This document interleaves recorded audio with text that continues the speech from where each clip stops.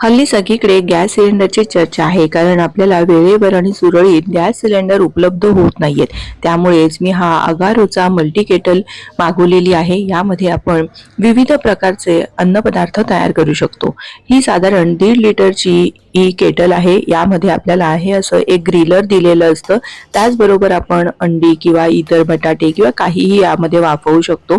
त्याचबरोबर ही स्टेनलेस स्टीलची जाळी दिलेली आहे. यामध्ये आपण काहीही कोथिंबीर वडी, मोमोज, मोदक काहीही वापरू शकतो. त्याचबरोबर हे एक भांड दिलेले आहे. यामध्ये आपण इडली, ढोकळा किंवा काहीही करू शकतो. त्यानंतर हे समस्त काचेचं झाकण दिलेलं आहे.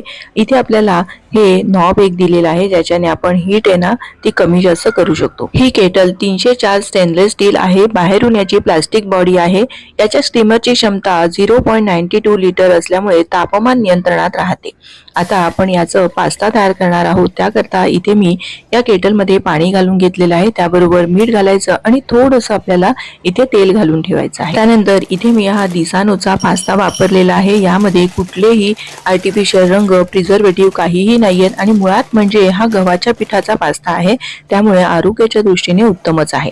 आता हा आपण वाटीभर पास्ता या पाण्यामध्ये घालून घ्यायचा. बरोबरीने थोडीशी काळी मिरीची पूड, किंचितशी हळद घातलेली आहे, लाल तिखट घालायचं आहे आणि थोडासा पास्त्याचा मसाला घालून घ्यायचा. त्याचबरोबर यावर ही जी वरच्या बाजूला जाळी दिलेली आहे त्यामध्ये तुम्ही कुठल्याही भाज्या वाफवू शकता. पण मी इथे काही मटारचे दाणे आहेत जे मला भाजीसाठी लागणार आहेत किंवा या आपल्या पास्त्यासाठी सुद्धा वापरू शकतो. हे आपण वाफवून घेणार आहेत. म्हणजे एका वेळी आपली 2 कामं होतात. यामध्ये कोथिंबीर वडी, मोमोज, मोदक काहीही तुम्ही वाफवू शकता. बघा, मटार सुद्धा मस्त असे दाणे व्यवस्थित शिजलेले आहेत. आणि जर तुम्ही एकटे राहत असाल, बॅचलर्स असाल किंवा रोजच्या वापरासाठी सुद्धा अतिशय सोयीची ही आपली केटल आहे. आता बघा, हे पास्ता तयार झाला. हा आपण काढून घेतलेला आहे. वरून थोडीशी कोथिंबीर घालून गार्निश केलेला आहे.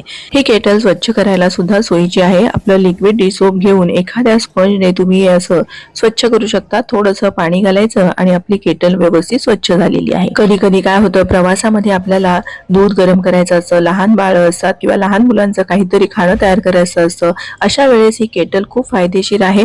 तुम्हाला जर घ्यायची असेल तर लिंक डिस्क्रिप्शन मध्ये दिलेली आहे. नक्की खरेदी करा.